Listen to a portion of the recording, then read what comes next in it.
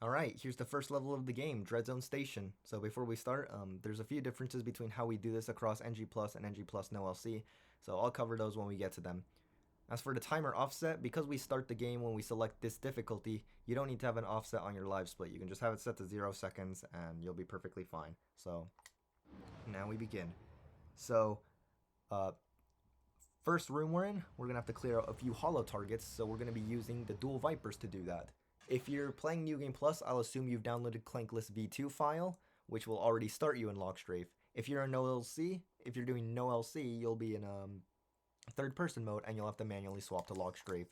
I will hope that you've watched my video on how to reset in this game because it'll cover Clankless.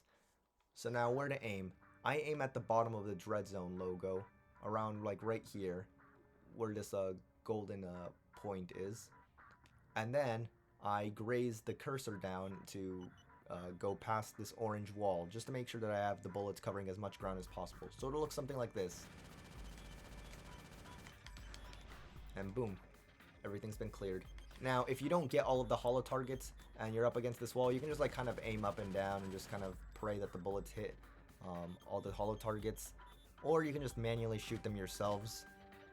Do whatever you want. If you are going to do that, if you're going to manually shoot them, this hollow target up here, you might have to jump to get it. So just keep that in mind. Now you're going to swap to the Vulcan cannon. And you're going to charge into the back right corner of this room, where we'll have some enemies to fight. So move Ratchet and move the camera around a little bit. And the reason for this, the reason why I move Ratchet around is because the enemies sometimes don't spawn, so moving around makes sure that they do spawn, it mitigates this. And then moving the camera around, the reason I do that is because sometimes the enemies can spawn out of the range of the Vulcan cannon's shots. So by moving the camera around, I make sure that this won't happen. So walk backwards, jump over the barrier and equip the Leviathan flail. And now this is where the next difference happens. Use the teleporter, and if you're doing the short NG Plus category, start mashing the start button. So what you're going to do here, the planets menu is grayed out, but I can still, you can still learn from what I'm about to tell you. All you need to do is select planets, and Catacrom 4 is going to be highlighted. You obviously don't want to go here, so press up twice on the D-pad, and then confirm yes, you are going to go to Go Station. And that is DreadZone Station if you're doing New Game Plus. If you're doing no LC, you don't have to worry about this. So spawn in here, charge to the right to go to Al, and then you're going to charge to your right to go to Clank. If you want, you can do a little wrench swing here to just hit the cutscene trigger. There's a chance you hit the cutscene trigger from around here, from around this spot, where the exterminator card is, around this area. And this is likely because you took too long or you bonked into something, and the bots are on a 10-second spawn cycle, so that's what influences this. So if this happens to you and you're wondering why, well, now you know, it's because of the bot cycle. So charge and head over to the shuttle. And now there's two ways of doing this mission. I'm going to show off the more difficult method first, and then we'll break it down step by step. So first, you're going to do some movement over here, and then you're going to take out these enemies. And now what this will accomplish is that this method is done because it'll allow you to hit a faster bot cycle to warp to the end of the level and take out the Landstalker turret quicker. So this one is the harder method. This one might lead to a few resets, but if done correctly, as you can see, both of my bots spawn with me instantly as soon as I did the warp. So we'll break this down step by step.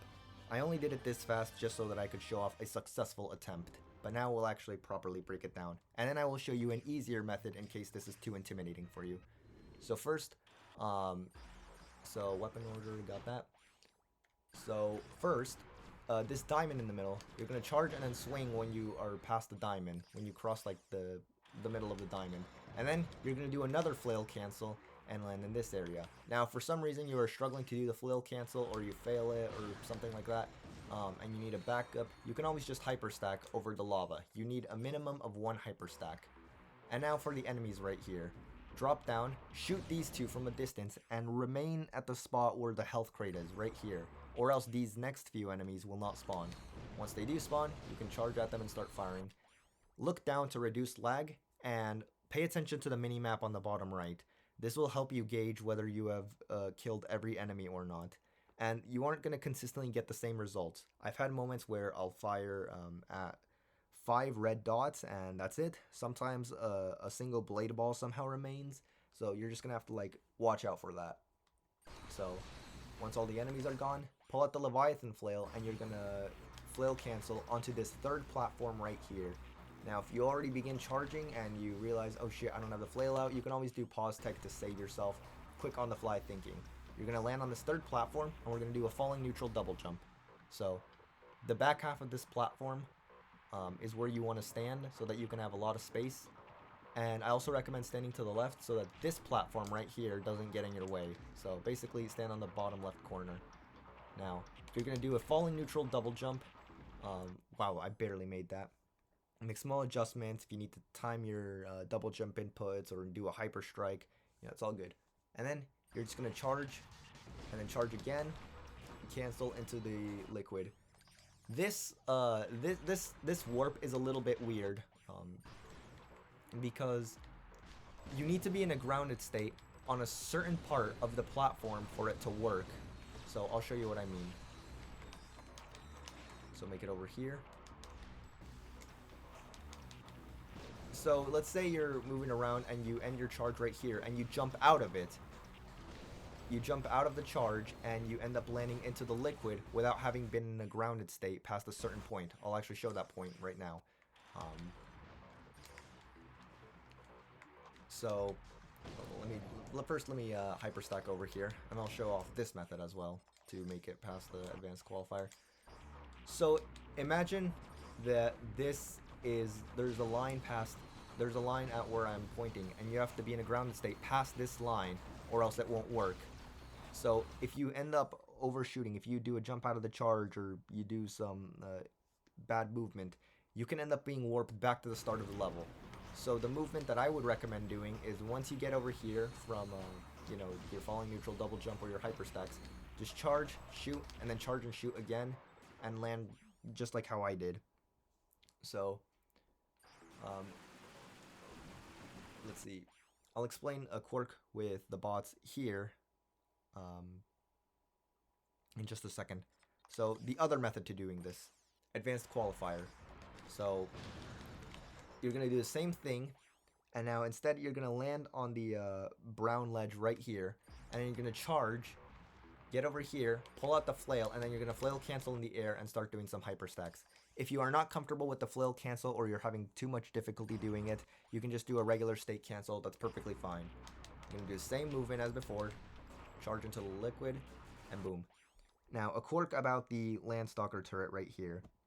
So, if you do the fast method that I showed off, and only one bot spawns with you, there's a chance that when you ask the bot to do an EMP, the wrong bot will attempt to do it, and it'll be the bot that's all the way back there.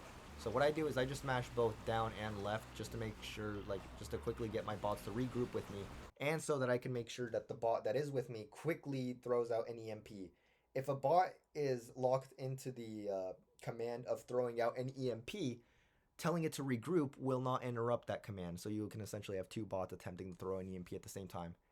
Now, fastest way to take out the turret, just use the fusion rifle.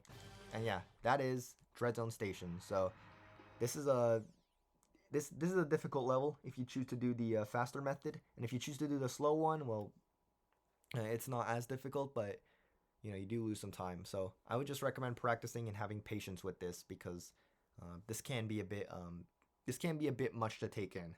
But don't worry, the rest of the game, the next few planets, they're a little bit easier in my opinion.